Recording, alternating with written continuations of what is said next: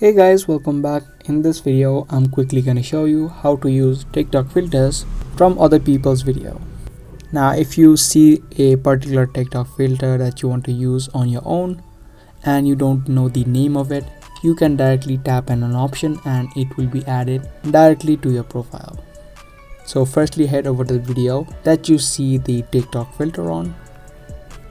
Now after you open up the video, any filter that has been applied to the video, it will be shown on the top of the names. So for example, in this video, AI manga filter has been used.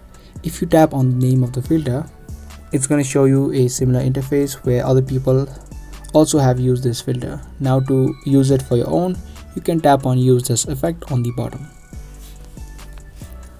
After that, it will straight take you to the camera section of TikTok. Filter that you selected will be automatically applied to it. Now either you can take a video straight away, or you can also tap on upload on the bottom right to upload the video and add in the filter. That's how easily you can use TikTok filters from other people's video. If this video was helpful, make sure to let us know by giving this video a thumbs up. That's going to be all for today. Thanks for watching.